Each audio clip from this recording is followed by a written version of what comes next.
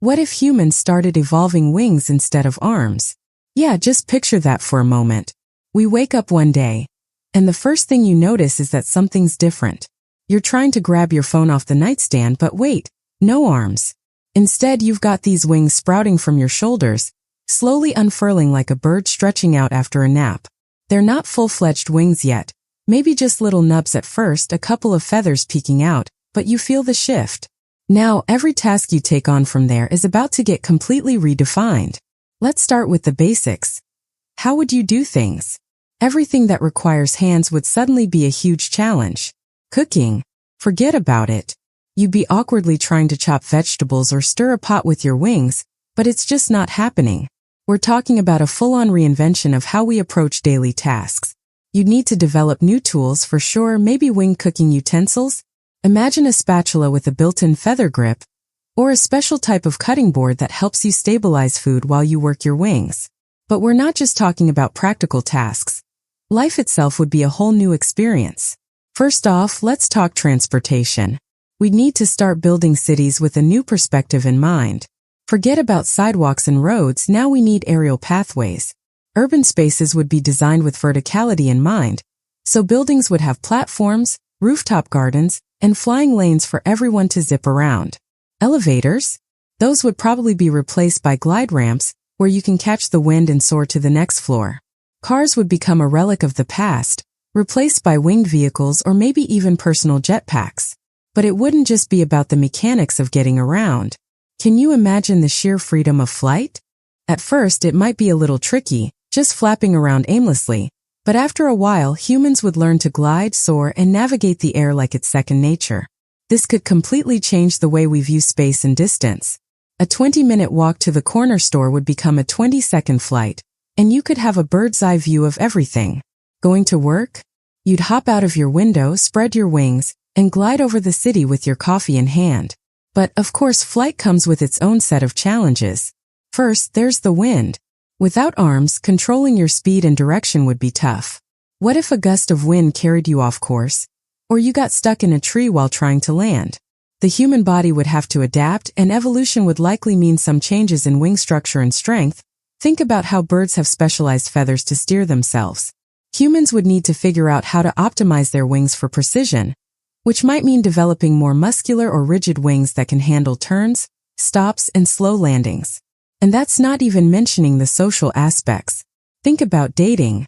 Instead of holding hands on a walk, you'd probably be soaring through the sky together, using your wings to communicate with each other in flight. You could take wing selfies with the sunset behind you, or maybe a romantic dinner would be held on a sky terrace where the view is everything. And I can't help but imagine how this would change body image too. Would people start feeling self-conscious about their wings? If your wings were smaller than someone else's, would you feel inadequate? We'd likely create wing care regimens, wing workouts, wing stretches, maybe even wing spa treatments. Who knows, wings might become as much a part of personal grooming as hair care is today. And if wings were essential to everyday life, maybe there'd be new social hierarchies based on how well your wings could fly. The more aerodynamic and powerful your wings, the higher your status.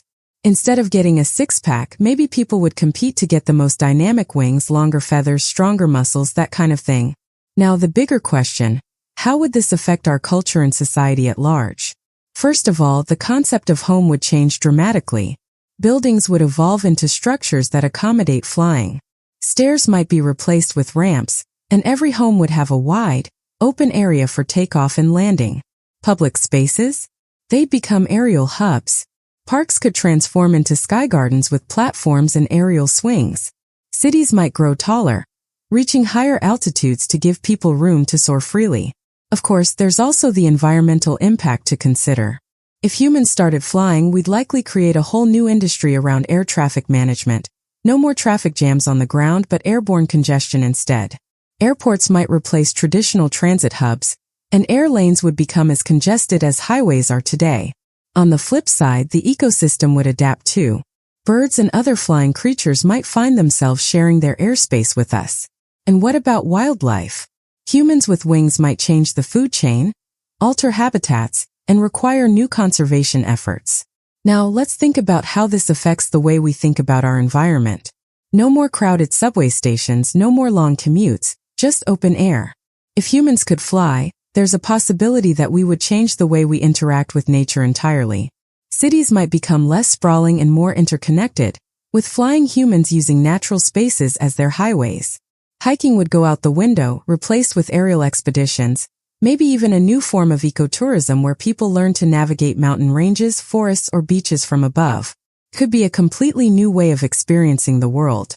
But of course, not everything would be smooth sailing. There'd be the issue of wing-related accidents. Just like driving a car or riding a bike, flying without arms could be dangerous. People would crash, fall, or even get into wing-related traffic incidents. Plus, the unpredictability of weather would become a bigger concern. Flying in bad weather could be disastrous. Imagine trying to navigate through a storm with just your wings for stability. But at the same time, you probably see a lot of people learning to read the skies better. Weather reports might evolve to focus more on air currents and wind conditions, with winged humans getting specialized training on how to deal with turbulence. In the end, life with wings would be a strange and fascinating new reality. Flight would change everything, from the way we get around to how we live, communicate, and experience the world. It would redefine human connection and challenge our perception of freedom. But at the same time, it would also introduce a whole new set of complications. Would we be able to handle the responsibility of flight? Would we learn to live harmoniously with the sky? Or would we face a whole new set of challenges on our journey to adaptation? Let me know your thoughts in the comments. If you had wings, how do you think you'd handle this new reality? Would you soar into the unknown?